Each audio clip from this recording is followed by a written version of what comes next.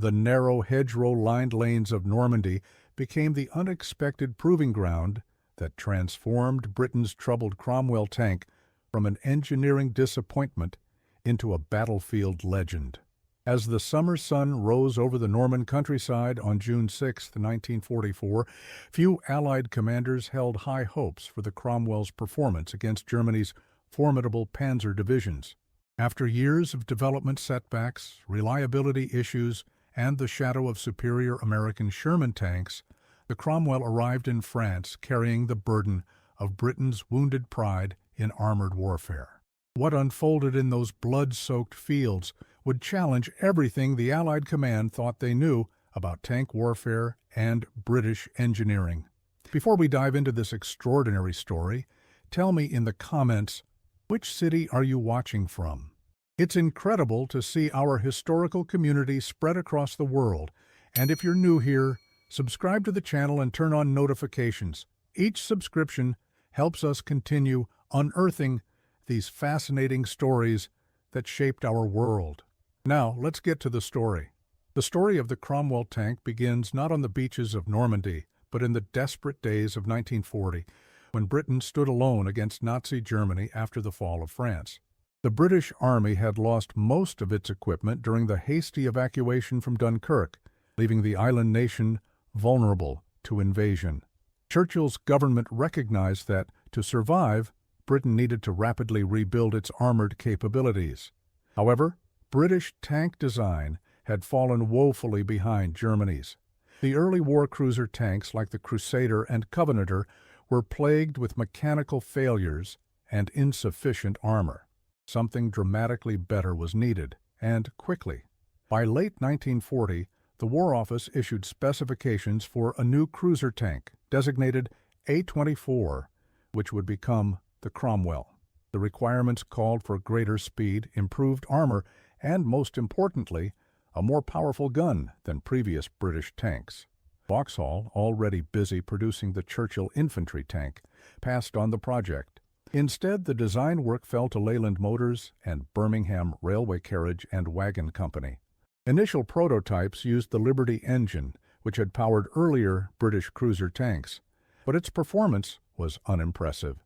The breakthrough came when engineers adapted the Rolls-Royce Meteor engine, essentially a D-rated version of the Merlin aircraft engine that powered the legendary Spitfire fighters. This 600-horsepower power plant gave the Cromwell extraordinary speed for a tank of its size, up to 40 miles per hour on roads, making it the fastest British tank of World War II. However, speed alone would not win battles. The armament question proved particularly troublesome. Early Cromwells were fitted with the standard British 6-pounder 57mm gun, which had decent anti-tank capabilities but fired a shell too small for effective, high-explosive performance against infantry or fortifications. The War Office had developed a new, more powerful 75mm gun, but production delays meant it wouldn't be ready in time for the invasion. As a compromise, many Cromwells were armed with a bored-out 6-pounder that could fire American 75mm ammunition, a modification that reduced anti-armor capability but improved high-explosive performance. This compromise characterized the Cromwell's development, promising in theory but compromised in execution.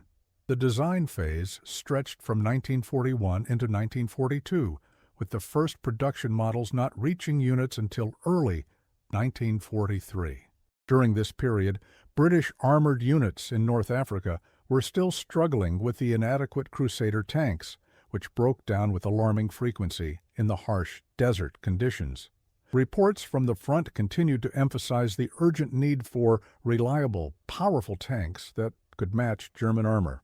Lieutenant Colonel George Wyndham of the 8th Hussars wrote in his after-action report following the Battle of Gazala, "Our tanks are simply not good enough. The men fight bravely, but it is like sending them into battle with spears against rifles. We need tanks with reliable engines, armor that can withstand 88mm fire, and guns that can penetrate panzer armor at combat ranges."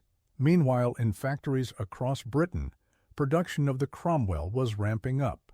At Leyland Motors in Lancashire, skilled workers, many of them women who had joined the industrial workforce during the war, assembled the complex machines around the clock. The transition from the Meteor engine from aircraft to tank use presented numerous engineering challenges.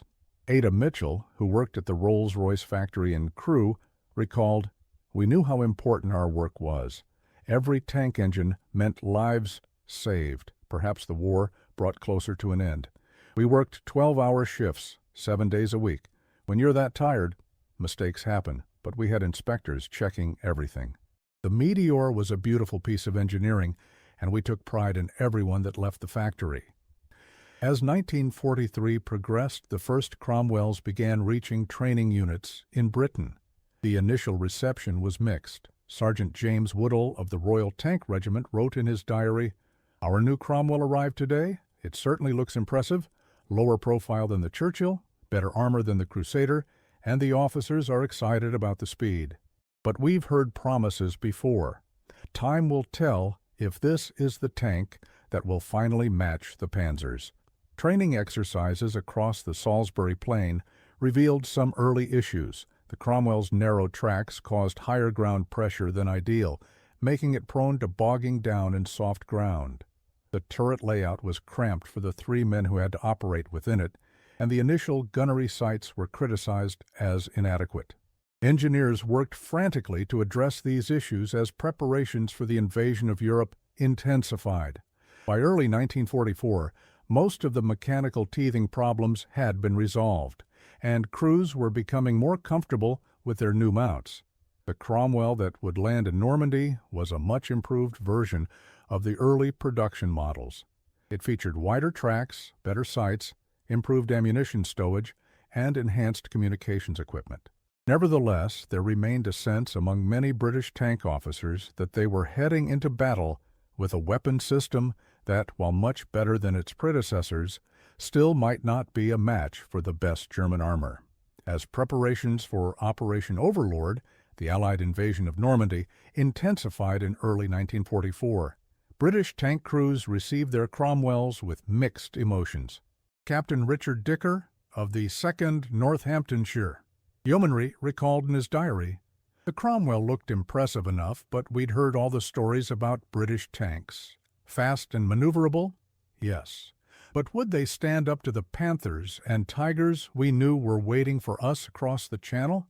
The Americans had their Shermans in great numbers. We had our Cromwells, for better or worse. Training in the English countryside revealed both strengths and weaknesses.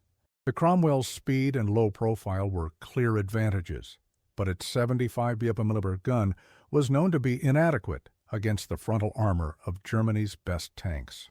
The crews hoped that superior tactics and the element of surprise would compensate for these deficiencies. In the weeks before D-Day, security around the armored units intensified. Tanks were camouflaged under netting and straw, movement was restricted to night hours, and radio silence was strictly enforced. Major John Howard, commanding a squadron of Cromwells with the 11th Armored Division, wrote, "The men are ready, the tanks are prepared, and we've trained as thoroughly as possible. Now comes the waiting, which is perhaps the hardest part. The tanks sit under their camouflage like beasts waiting to be unleashed. We've done all we can to prepare them and ourselves. The rest is in the lap of the gods." The Cromwells did not land on D-Day itself. Instead, they began arriving in Normandy in the days following the initial assault, primarily equipped to armored reconnaissance regiments of the 7th Armored Division, the famous Desert Rats who had fought Rommel in North Africa, and the 11th Armored Division. As they rolled off the landing craft onto the secured beachheads, Tank Commander Lieutenant James Gorman of the 8th King's Royal Irish Hussars wrote home, "We've finally arrived in France. The beaches are organized chaos, but our Cromwells made it ashore without incident. Tomorrow we move inland to join the fight. The men are nervous, but ready. Our tanks are untested in combat, but they're all we've got, so they'll have to do." The situation that greeted the tankers was far from the rapid breakout that planners had hoped for. The American forces were still struggling to secure the Cotentin Peninsula and capture the vital port of Cherbourg, while the British and Canadian troops faced fierce resistance Around Caen, a key objective that had been meant to fall on the first day, but would remain in German hands for weeks. The terrain was proving a greater obstacle than anticipated, especially for armored warfare. Rather than the open country ideal for mobile tank battles, the Allies found themselves fighting in the bocage, the ancient Norman hedgerows that divided the landscape into thousands of small, easily defensible fields. The first weeks in Normandy proved brutal for all Allied armor. Rather than the open country ideal for mobile tank warfare, they encountered the bocage, ancient Norman hedgerows that divided fields into small, defensible compartments. These earthen banks, often topped with dense vegetation that had grown for centuries, stood up to 15 feet high and could be as thick as 4 feet at the base. They were impenetrable to tanks except at established gateways, which German defenders had predictably covered with anti-tank guns, mines, and infantry armed with Panzerfausts. The terrain negated the Cromwell speed advantage and forced tank crews into predictable avenues of attack where they became easy targets. For the men inside the Cromwells, the reality of combat was a far cry from the training exercises in England. Loader-operator Private Thomas Hastings described his first action. "We'd been moving forward cautiously when suddenly there was a tremendous bang on the turret. The commander screamed, 'Reverse!' and I nearly dropped the shell I was loading. As we pulled back, I could see through my periscope where a German anti-tank round had hit us, thankfully at an angle that caused it to ricochet. That night I couldn't stop shaking. We all pretended not to notice each other's fear." In these early engagements, the Cromwell's performance was concerning.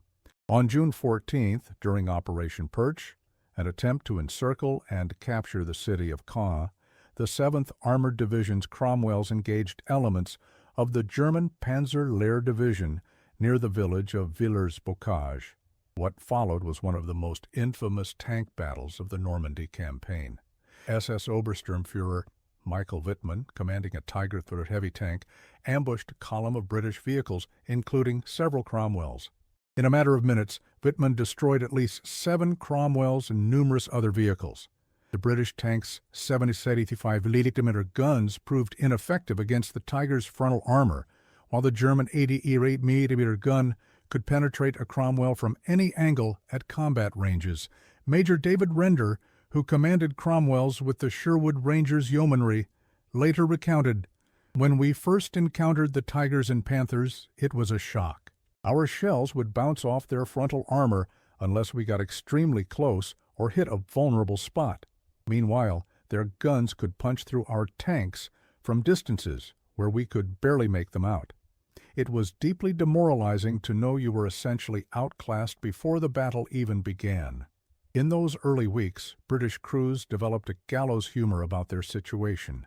One gunner reportedly quipped, "The good news is, our Cromwell can outrun their Tiger. The bad news is their shell will outrun our Cromwell." The disaster at Villers-Bocage sent shock waves through the British armored forces. It confirmed their worst fears about the technical mismatch between their tanks and the German heavies. However, it also provided valuable lessons. Colonel Stanley Christopherson, commanding the Sherwood Rangers Yeomanry, issued new tactical directives.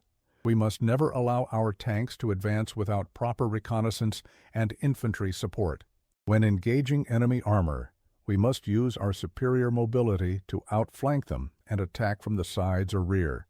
We must use terrain for concealment and fight at the shortest possible ranges where our guns can be effective. Above all, we must fight as a combined arms team, not as tanks alone." The learning curve was steep and costly.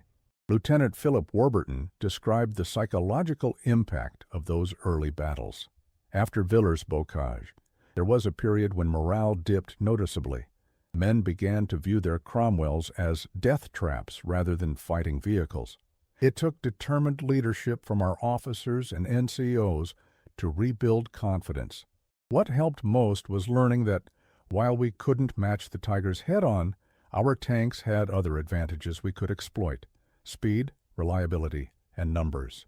By late June, the Allied advance had slowed to a crawl, leading to what military historians would later call the Battle of the Hedgerows. The Bocage country continued to favor the defenders, and the German forces, though outnumbered, fought with determination and tactical skill. The casualties among British tank units mounted alarmingly. However, in this challenging environment, British tankers began to adapt, developing new tactics and technical solutions that would gradually transform the Cromwell's battlefield performance. One of the most significant innovations came from Sergeant Curtis G. Cullen of the U.S. 102nd Cavalry Reconnaissance Squadron, who developed a hedgerow-cutting device made from scrap German beach obstacles.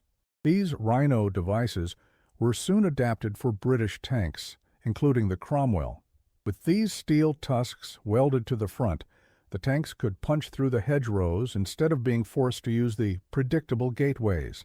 This simple modification dramatically improved tactical mobility and reduced vulnerability to ambush. The innovation spread quickly through both American and British units. Royal Engineers established field workshops behind the lines where tanks could be fitted with the devices. Captain Edward Barclay of the Royal Engineers recalled, "We worked around the clock modifying tanks. The design was brilliantly simple: scrap steel welded to form tusks that could tear through the base of the hedgerows. When the first modified Cromwells returned from action, their commanders couldn't praise the modification enough. Suddenly they could choose their own points of breakthrough rather than being channeled into killing zones." Simultaneously, British tank crews were learning to leverage the Cromwell's advantages while minimizing its weaknesses. The tank's low profile made it easier to conceal, and its excellent speed and cross-country mobility allowed for rapid flanking maneuvers when terrain permitted. Crews learned that while they couldn't match German tanks in frontal engagements, they could outflank and outmaneuver them, attacking from the sides or rear where armor was thinner.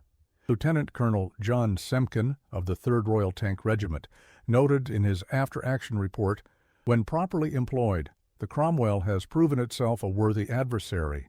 Its speed allows us to reach positions the enemy doesn't expect us to access so quickly. If we can get around their flank, even a Tiger is vulnerable." The British also refined their combined arms tactics. They learned that Cromwells operating in concert with infantry and artillery were far more effective than tanks operating alone.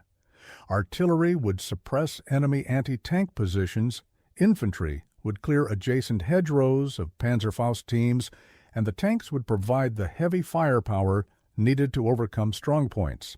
This approach took time to develop, but gradually reduced casualties and increased operational effectiveness. Another crucial factor in the Cromwell's improving battlefield performance was the growing experience of its crews. As weeks passed, those who survived gained invaluable knowledge about survival and combat effectiveness. Sergeant William Fletcher, a Cromwell gunner with the 15th-19th Hussars, explained, "In those early days, we were all green, even those who'd served in North Africa. The Bocage was different from anything we'd experienced, but we learned how to spot the telltale signs of an ambush, how to use the terrain, how to coordinate with infantry. Most importantly, we learned the capabilities and limitations of our tanks." A Cromwell in the hands of an experienced crew was twice the weapon it was when driven by novices. By July 1944, the operational picture in Normandy was changing. The British and Canadian forces continued to tie down the bulk of German armor around Caen, while the Americans began to make progress in the western sector. The launch of Operation Goodwood on July 18th marked a turning point for the British armored divisions. This massive tank assault east of Caen involved over 1,000 tanks, including hundreds of Cromwells. Though the operation failed to achieve its ambitious objective of breaking through the German lines, it demonstrated that British armor, when employed en masse and with proper artillery and air support, could make significant gains against determined opposition. Goodwood began with one of the heaviest bombing raids of the war, with over 2,000 Allied aircraft dropping 7,000 tons of bombs on German positions. As the dust settled, the Cromwells of the 11th Armored Division led the advance across the Orne River bridgehead. Initially, progress was rapid as they broke through the German front line, but soon they encountered intact defensive positions that had survived the bombing. German anti-tank guns, cleverly concealed in the rolling terrain, began to exact a heavy toll. During Goodwood, the Cromwell began to rebuild its reputation. Tank Commander Sergeant Thomas Warburton of the 23rd Hussars recalled, "We lost many tanks and good men that day, but we also learned that our Cromwells, when properly handled, could hold their own. We couldn't slug it out with Panthers, but we could outmaneuver them, and our crews were becoming increasingly skilled at exploiting any advantage." The British also employed specialized variants of the Cromwell, such as the Centaur 4 close support tanks with 95 mm howitzers, which proved effective against German infantry and anti-tank positions. One of the Cromwell's greatest assets proved to be its mechanical reliability. While German Panthers and Tigers were formidable when operational, they suffered from frequent breakdowns and were difficult to recover and repair in the field. The Cromwell, by contrast, rarely broke down, and when it did, repairs were usually straightforward. Lieutenant Robert Boscawen of the 1st Coldstream Guards noted, "Our Cromwells kept going when other tanks would have failed. During Goodwood, we drove for hours through dust and debris that clogged air filters and played havoc with engines. Yet most of our tanks remained operational. The Germans had better guns and armor, but a tank that can't move is just a pillbox, and many of their advanced tanks spent more time in workshops than in battle." The British Army's excellent recovery and repair systems also played a crucial role. The Royal Electrical and Mechanical Engineers, REME, established forward repair depots close to the front lines where damaged Cromwells could be quickly returned to service. REME Sergeant Albert Morris recalled, "We worked in all conditions, often under artillery fire, to get tanks back into action. The Cromwell was well designed for maintenance. Major components could be replaced relatively easily. We could often have a tank with track or engine damage back in action within 24 hours, while more serious battle damage might take 3 to 4 days. The Germans simply couldn't match this turnaround time." The true vindication for the Cromwell came during Operation Bluecoat in late July and early August. As American forces finally broke out of the Bocage country during Operation Cobra, the British launched Bluecoat to support the American advance and prevent German forces from concentrating against them. The operation involved the 11th Armored Division and the 7th Armored Division, both equipped with Cromwell tanks. The attack caught the Germans off guard, and for once, the terrain favored the attackers. On August 1st, near the town of Le Beni-Bocage, Cromwells of the 2nd Northamptonshire Yeomanry engaged elements of the 21st Panzer Division. In an action that would later be studied at Sandhurst, British tank commanders used the Cromwell speed to execute a classic flanking maneuver, hitting the German tanks from the side, while artillery kept the enemy's attention fixed frontally.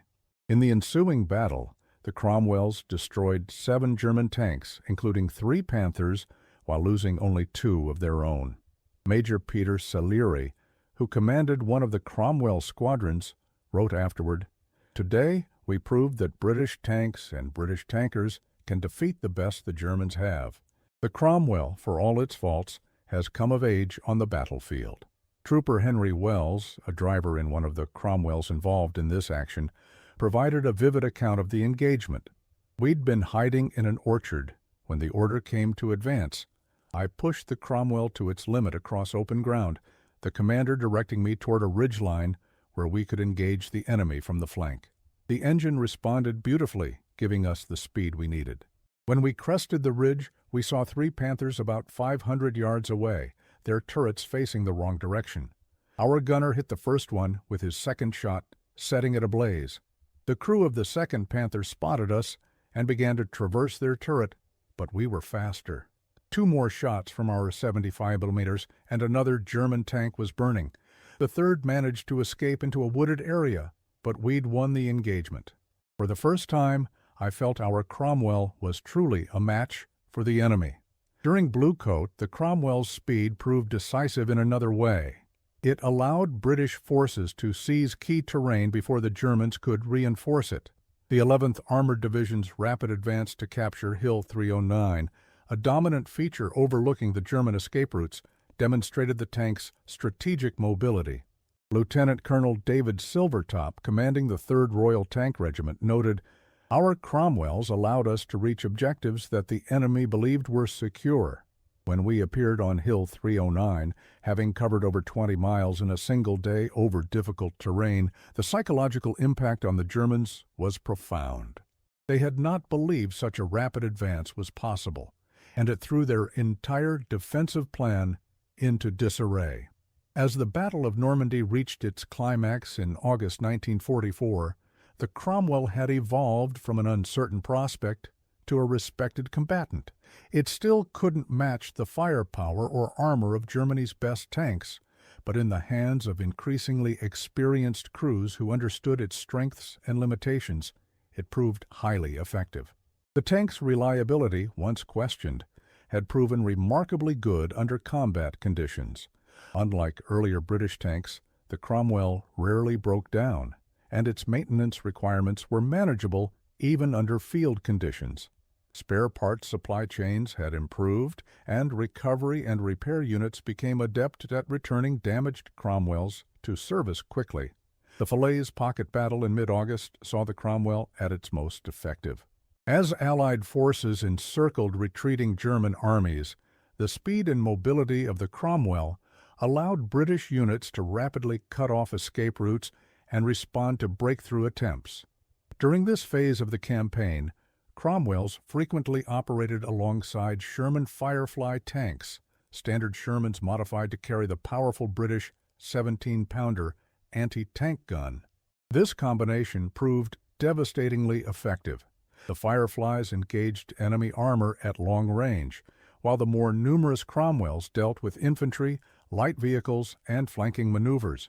Captain Michael Wittmann, the German tank ace, who had earlier destroyed numerous Cromwells at Villers-Bocage, met his end during this period, likely from the guns of Cromwells from the 1st Northamptonshire Yeomanry or Canadian Shermans. The hunter had become the hunted, symbolizing the shifting fortunes of the campaign. The Falaise Pocket became a killing ground for the retreating German forces. Cromwell Commander Lieutenant Philip Davies described the scene. "It was apocalyptic. The roads were jammed with German vehicles trying to escape our encirclement. Our Cromwells took up positions on the high ground and fired down into the mass of retreating enemy. Their columns were also being hit by our artillery and aircraft.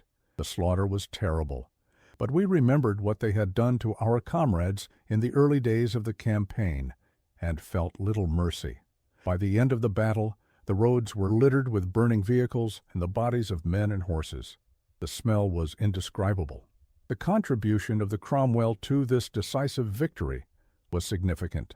Its combination of firepower, mobility, and reliability allowed British armored units to maintain constant pressure on the retreating Germans, preventing many from escaping the Allied encirclement.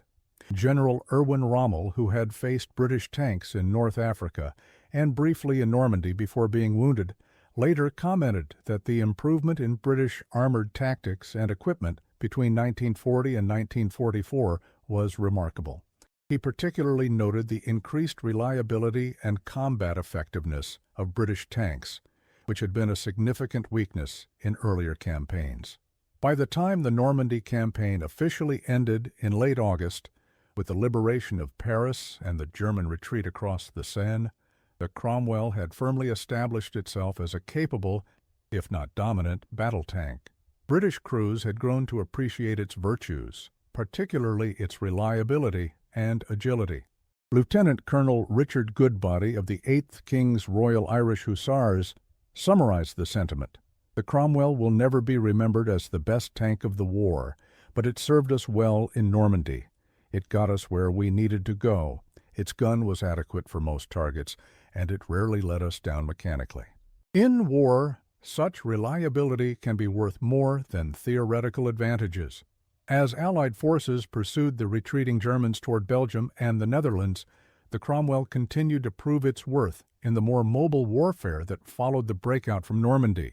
Its speed advantage became even more valuable in the pursuit phase of operations. During the liberation of Belgium in September, Cromwell tanks of the 11th Armored Division covered 60 miles in a single day, a remarkable achievement that demonstrated the tank's endurance and mechanical reliability. The journey of the Cromwell tank from its troubled development to battlefield success represents more than just the evolution of a weapon system.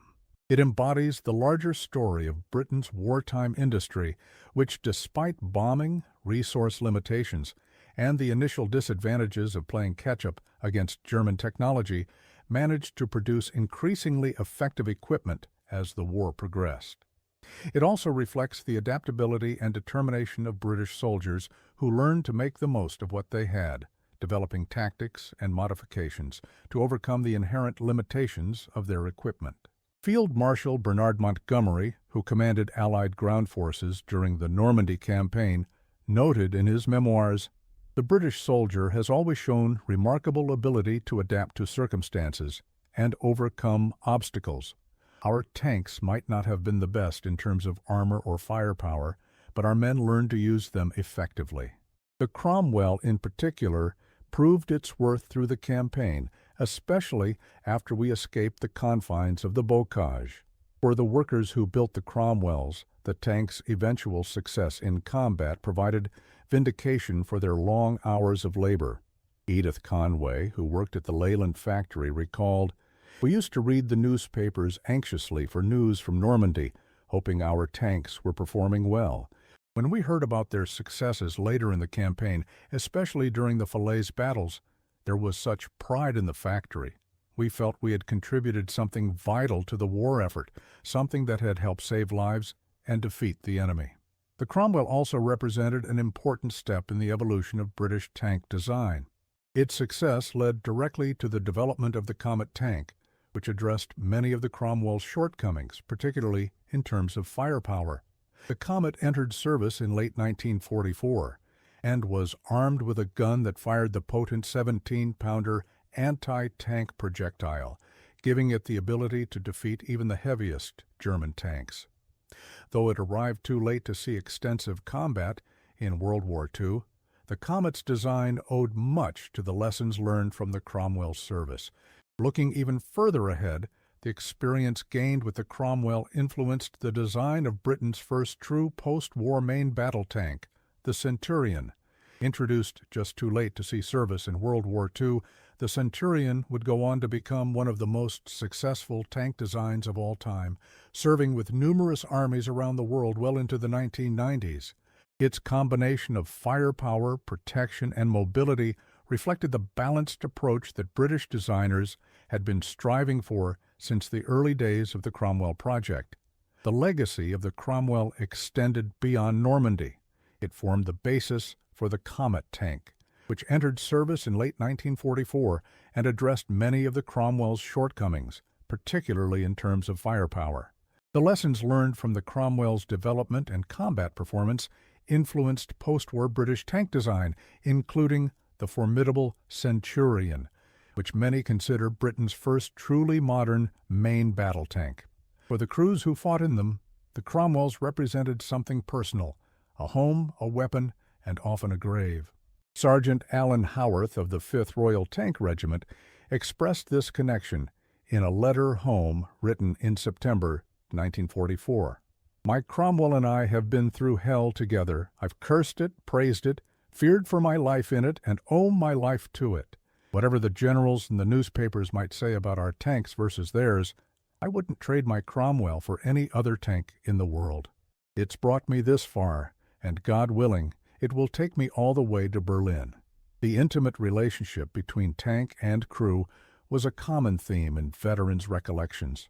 A tank was not merely a machine, but a complex ecosystem in which men lived, fought, and sometimes died. The confined space forced an intimacy unlike almost any other combat environment. Cromwell gunner Corporal Derek Whiteley described the sensory experience. "The smell is what I remember most, a mixture of cordite, engine oil, sweat, and fear. The noise, too, was overwhelming. The roar of the engine, the clatter of tracks, the deafening bang when the gun fired inside that metal box. We lived in each other's pockets, knowing each other's every habit and quirk. When we lost men, it was like losing family." The story of the Cromwell in Normandy also highlights the importance of factors beyond the raw specifications that dominate technical comparisons. Training, tactics, morale, logistics, and mechanical reliability all proved as important as armor thickness or gun caliber in determining battlefield effectiveness. The German Panthers and Tigers may have been technically superior in many respects, but they were also fewer in number, prone to mechanical failures, and enormously difficult to recover and repair when damaged. The Cromwell, like the American Sherman, embodied a different philosophy, one that emphasized reliability, ease of production, and operational mobility over armor and firepower. This contrast in design philosophy reflected deeper strategic realities. Germany, fighting a multi-front war with limited resources, sought qualitative superiority to offset numerical disadvantages. Britain and America, with greater industrial capacity and secure supply lines, could afford to produce more numerous, if individually less powerful, tanks. Lieutenant General Sir Brian Horrocks, who commanded XXX Corps during the Normandy campaign, observed, "The Germans built tanks as if each one would be their last. We built tanks knowing we could replace losses. In the end, our approach proved more effective in sustaining a prolonged campaign." In the wider context of the war, the success of Allied armor in Normandy, including the Cromwell, contributed significantly to the eventual defeat of Nazi Germany. By August 1944, the German army had lost much of its experienced tank crews and a significant portion of its armored strength in the West.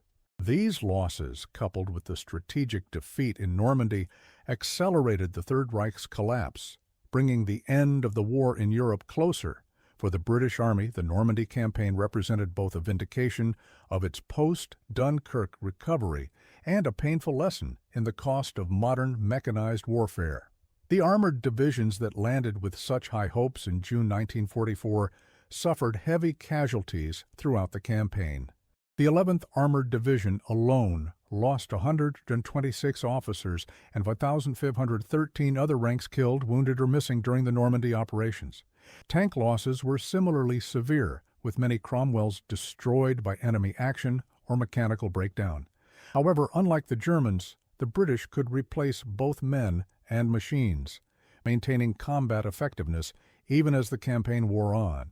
The civilian population of Normandy, caught in the midst of this titanic struggle, experienced the war's devastation firsthand.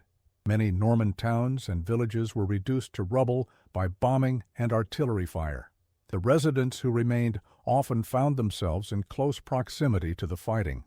Madame Simone Duval, a resident of Caen, later recalled, "When the British tanks first appeared in our streets, we were overjoyed despite the danger.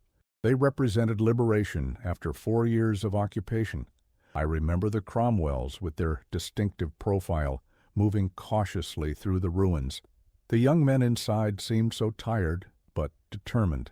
Many of them stopped to give chocolate to the children or cigarettes to the adults, small gestures of humanity amid such destruction." The liberation came at a terrible cost for the people of Normandy. The intensity of the fighting left much of the region in ruins. The city of Caen, which was to have been captured on D-Day but fell only after weeks of bitter combat, was almost completely destroyed. More than 70% of its buildings were reduced to rubble by Allied bombing and artillery. Thousands of Norman civilians lost their lives in the crossfire, with many more injured or rendered homeless. The fields that had once produced Normandy's famous dairy products and apple orchards were cratered by bombs and shells, littered with the debris of war, and in many cases contaminated by unexploded ordnance that would take decades to clear. Yet despite this devastation, The relationship between the Norman population and the British tankers was generally positive. Many British tank crews were billeted with local families during rest periods, forming bonds that would last long after the war. Corporal Edward Martin of the 8th Hussars wrote, "The people here have lost everything, yet they share what little they have. Madame Lefebvre, in whose barn we're sleeping, baked bread for us yesterday using flour she'd hidden from the Germans for 4 years. Her son is a prisoner of war in Germany, and she says helping us makes her feel she's helping him somehow. It's humbling." The technical limitations of the Cromwell also led to some ingenious field modifications. Tank crews and REM technicians developed various improvements to enhance the tank's combat effectiveness. Some units added spare track links to the front of the hull and turret to provide additional protection against shape-charge weapons. Others modified the storage arrangements to reduce the risk of ammunition fires. Perhaps most innovative were the unofficial armament upgrades.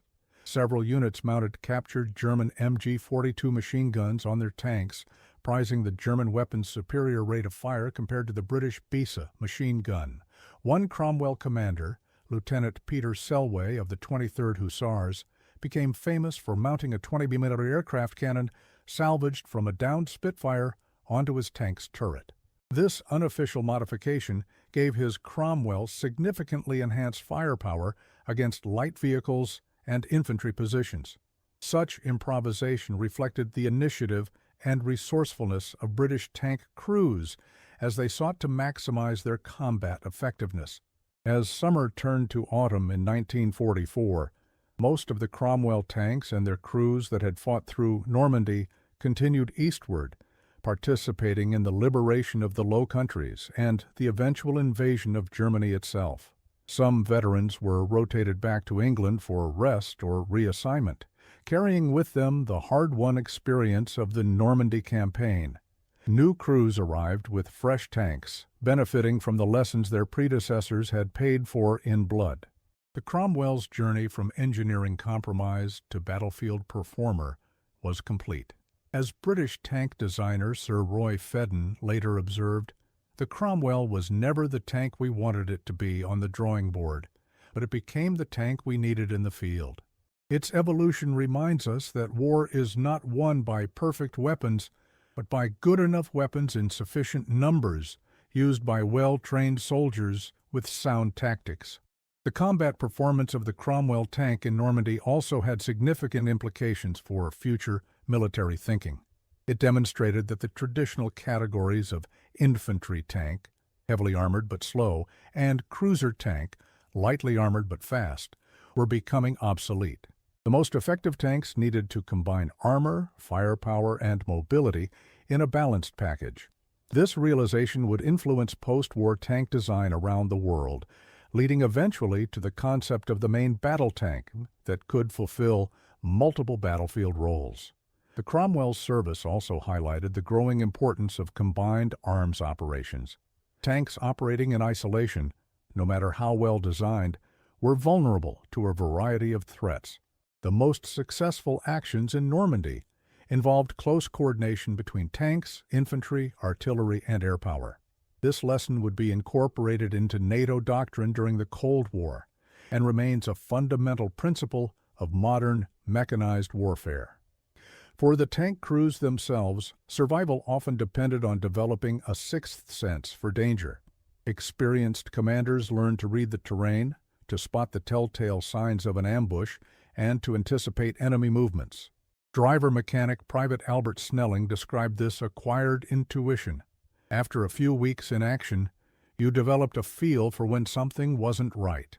A hedgerow that looked too perfect, a building with no signs of life, a road junction that offered too good a field of fire. These were warning signs that experienced crews learned to heed.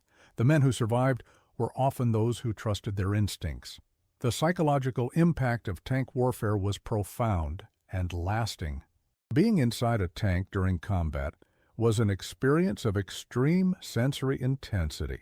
The confined space, the noise, the heat, the constant fear of a penetrating hit that could instantly turn the vehicle into a blazing coffin.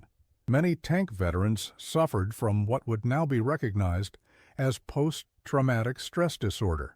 Gunner William Hardy recalled, "For years after the war, I couldn't bear to be in small, enclosed spaces. The sound of fireworks would send me diving for cover. I'd wake up at night convinced I could smell burning rubber and flesh. We didn't talk about these things then. You were expected to just get on with life. But the war stayed with us, especially those of us who'd fought in tanks." Today, surviving Cromwell tanks can be found in museums across Britain and in several other countries.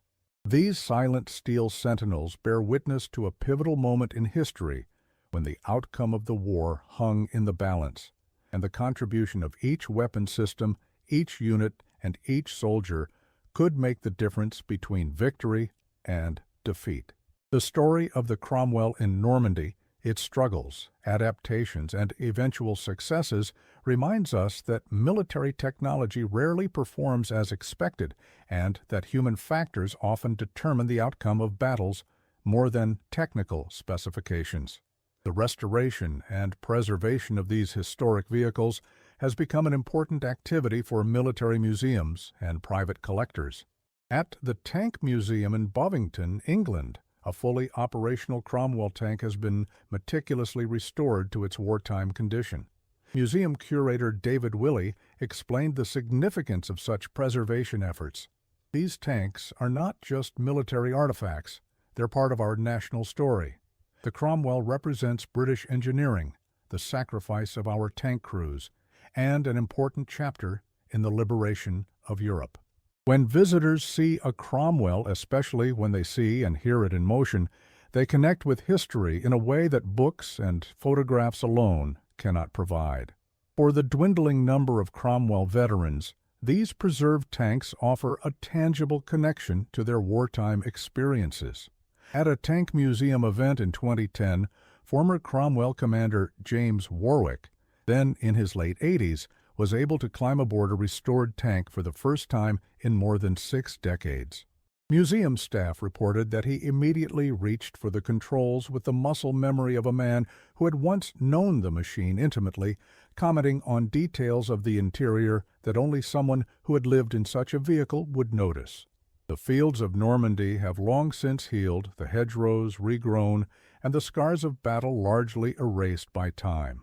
But beneath the peaceful surface, fragments of that violent summer remain, spent shell casings, rusted helmet fragments, and occasionally the remains of a tank track or armor plate. These artifacts, like the memories of the men who fought there, connect us to a time when the future of freedom hung in the balance, and weapons like the Cromwell tank played their part in tipping that balance toward Allied victory. Each year, on the anniversary of D-Day, veterans and their families return to Normandy to commemorate the liberation and remember fallen comrades. Though the number of Cromwell crewmen able to make the journey dwindles with each passing year, their legacy lives on in the peaceful, prosperous Europe that their sacrifice helped to create. The story of the Cromwell tank, its development challenges, its initial struggles in combat, and its eventual redemption through the courage and adaptability of its crews, mirrors, in many ways, the larger story of Britain's war effort. Determination in the face of adversity, adaptation through experience, and ultimate triumph through perseverance. For modern military planners and designers, the Cromwell story offers enduring lessons about the complex relationship between technology, tactics, and human factors in warfare. The most sophisticated weapon is only as effective as the training, morale, and tactical doctrine of those who employ it. The Cromwell was never the most advanced tank of World War II, but in the hands of well-trained, determined crews who understood its capabilities and limitations, it proved to be an effective combat vehicle that made a significant contribution to the Allied victory. The historical significance of the Cromwell extends beyond its direct military impact. It represents a critical stage in the evolution of British armored doctrine and technology, bridging the gap between the inadequate pre-war designs and the excellent post-war tanks that would establish Britain as a leader in tank design during the Cold War era. The Cromwell's DNA lived on in subsequent designs, and the lessons learned from its combat performance informed British military thinking for decades to come. For the tank crews who fought in Normandy, the academic debates about the Cromwell's technical merits meant little compared to the daily reality of combat. Their memories, preserved in letters, diaries, and oral histories, speak not of armor thickness or penetration tables, but of the human experience of mechanized warfare, the suffocating heat inside the turret on summer days, the bone-jarring impact of crossing rough terrain at speed, the stomach-churning fear when enemy fire struck nearby, and the comradeship that developed among men whose lives depended on each other and their machine. Corporal James Ellery of the 7th Armored Division expressed this sentiment in a BBC interview decades after the war. Our Cromwell wasn't just a collection of steel plates and machinery. It was a living thing to us, with its own personality and quirks. We gave it a name, painted markings on it, modified it to suit our needs. When we lost one to enemy fire, it felt like losing a friend. And when a good tank got you through a bad situation, you developed a bond with it that's hard to explain to anyone who hasn't been there. The personalization of tanks was indeed a common practice among crews. Names painted on the turret or hull ranged from the sentimental, wives' or girlfriends' names, to the humorous, paid for, to the aggressive, vengeance. Some units developed systematic naming conventions. The tanks of one squadron of the 23rd Hussars were all named after racehorses, while another used the names of boxer dogs. These names and the accompanying artwork gave each vehicle a distinct identity and reflected the personalities of its crew. The interior of a Cromwell tank was a cramped, noisy world unto itself, measuring roughly 16 feet long by 9 feet wide, with much of that space taken up by the engine, transmission, and ammunition storage.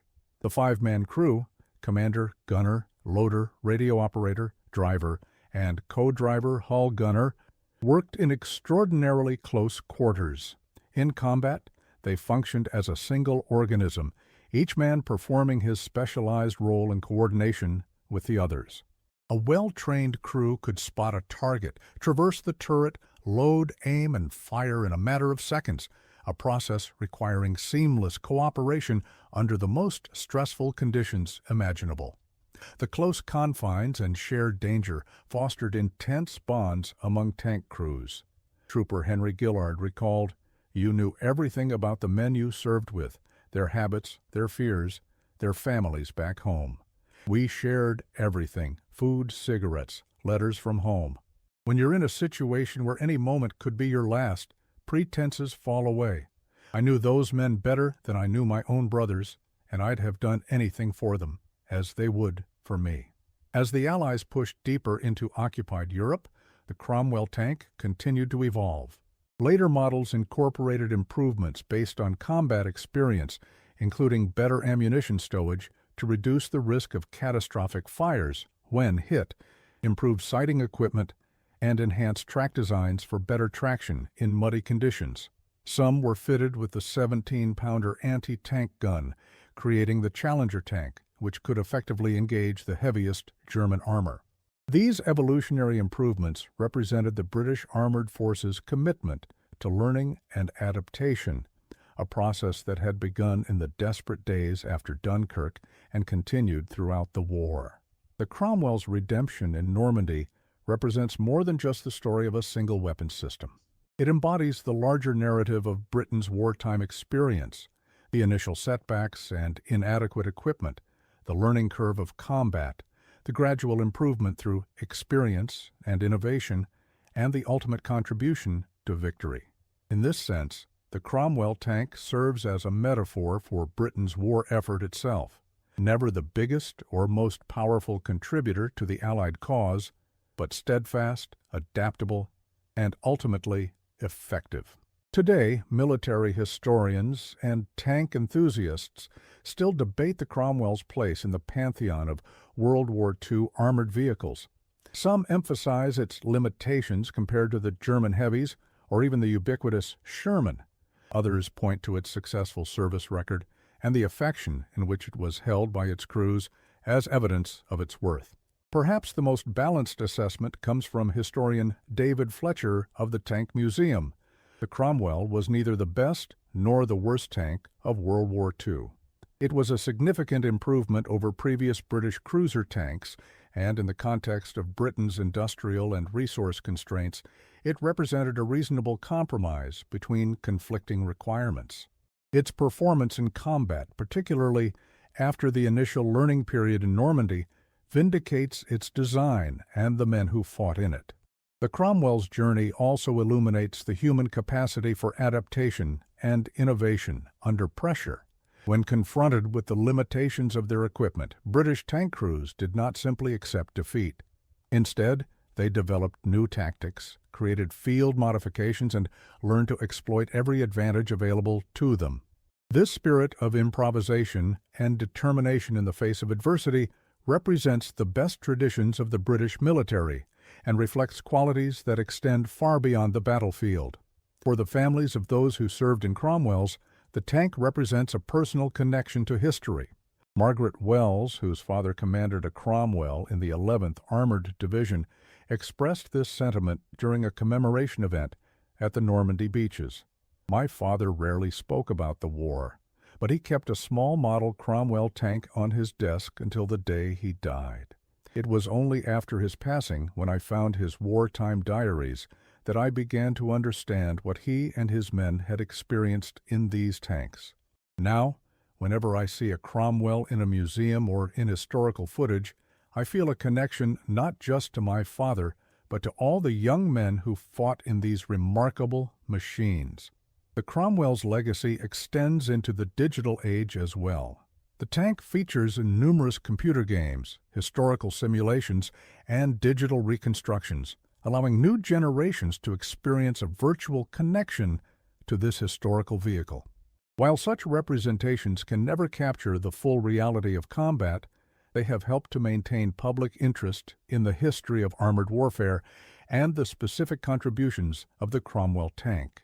In military education, the story of the Cromwell in Normandy continues to offer valuable lessons.